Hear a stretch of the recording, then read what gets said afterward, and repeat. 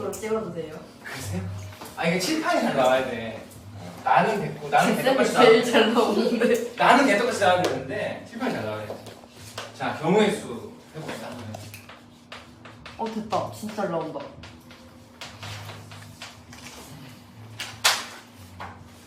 책을 일단 펴놓으시고 쌤 진짜 귀엽다. 초당은 103쪽, 성격은 몇 쪽이야?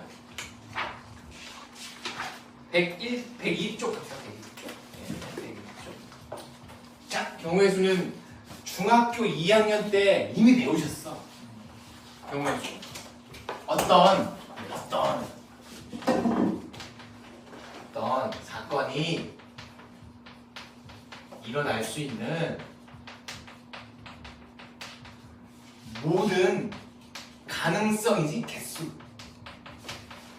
가능한 게 다 몇 개냐? 주사위를 하나 던졌어? 몇 개가 나와?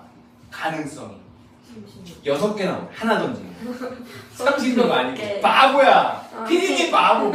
자기 오디오가 제일 크게 들어갈 때. 주사위 하나를 던지면 6개가 나옵니다.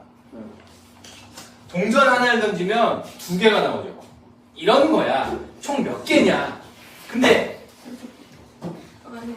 이런 이제 상황이 뭐 주사위를 단순히 한 번 던진다거나 동전을 한 번 던지는 것처럼 상황이 간단하진 않을 거라고. 그러니까 상황이 좀 복잡한 상태에서 어떤 특정한 사건이 일어나는 거를 세보자 이거지. 가장 흔히 빠진 얘가 이런 거 아니겠어? 주사위를 2개를 던져. 총 몇 개 나오니? 36개. 이라고 할 뻔했지? 총 36개가 나오는 거예요. 왜냐하면 자, 첫 번째 주사 1 나왔어. 그럼 두 번째 거 1, 또는 2, 또는 이런 식으로 가잖아. 이렇게 6개. 2일 때도 똑같잖아. 6개. 6 가면 6개. 이렇게 하지. 그래서 36개. 라고 중학교 2학년 때는 저딴 식으로 한단 말이야. 하면 돼. 손가락으로. 손가락 있잖아. 발가락도 있고. 그러니까 세면 된단 말이야. 그러니까 일일이 세는 건데 가장 정확한 방법은 세면 돼요. 일일이 카운팅 하면 된다고. 근데 이 작업은 중복되면 안 되고 빠뜨려서는 안 되잖아. 중복이 되면 안 되고 빠짐없이 돼야 돼. 이것만 지킬 수 있다면 카운팅하는 게 제일 정확한 방법이라는 거야. 잡담하지 말고. 오디오가 물리면 안 된다고. 응? 중복이 안 되면서 빠짐없이 카운팅하는 게 제일 빨라요. 근데 이제 상황이 아까 말했던 것처럼 구해야 되는 상황이 좀 더 복잡해져. 그러면 이제 세긴 세 건데 뭔가 좀 도움을 주는 걸 갖고 와야 돼. 그래서 이제 그 도움을 주는 게 뒤에 제시되어 있는 순열 혹은 조합 이런 걸로 넘어갈 거고, 지금은 일일이 세는 것에 좀 방점을 찍어봐. 포커스를 맞춰봐. 아직 뭐 공식 따위는 들어오지 않았어. 자, 그래서 두 가지 공부를 해봅시다. 합의 법칙. 이게 처음에 나왔을 거고 뒷장에 아마 곱의 법칙이 있을 거야.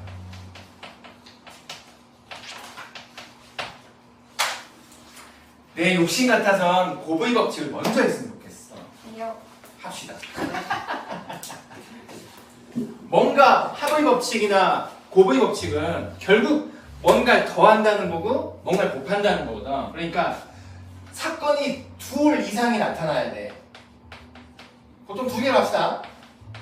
2개의 사건이 일어났어. A, B가.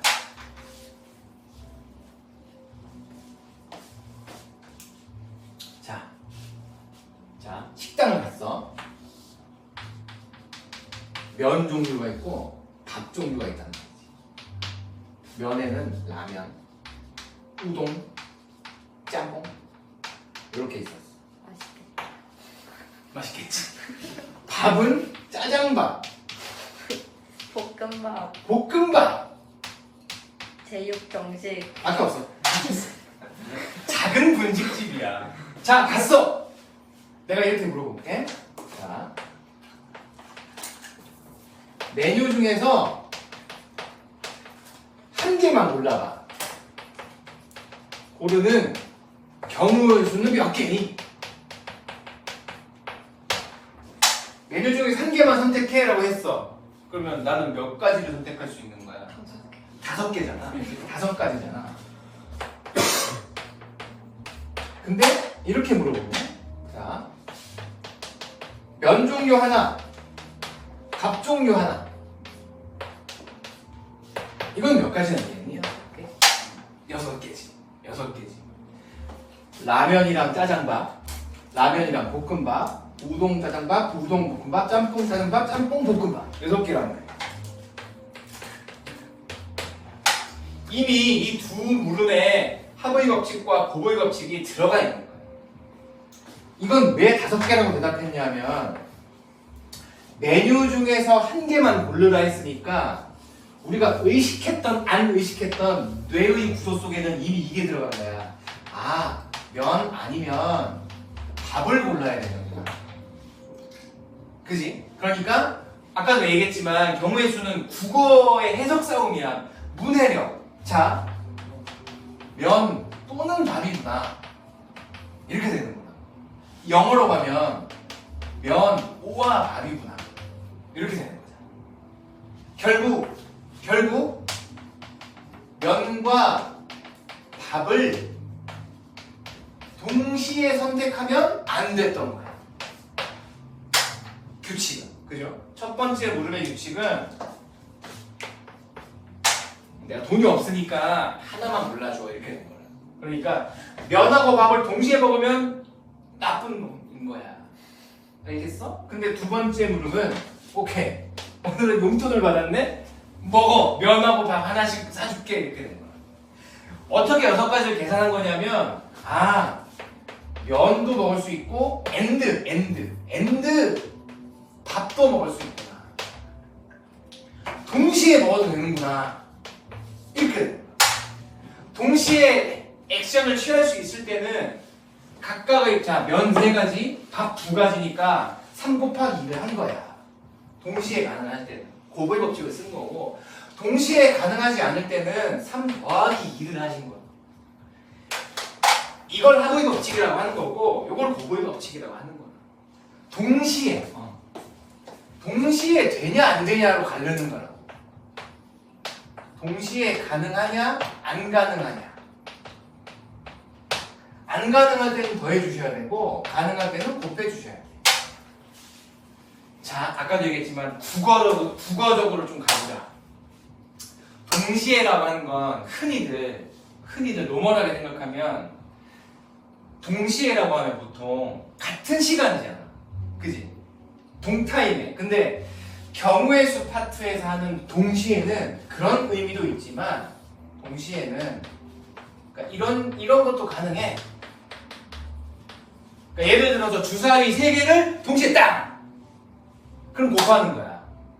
6 곱하기 6 총 216까지가 나타난다.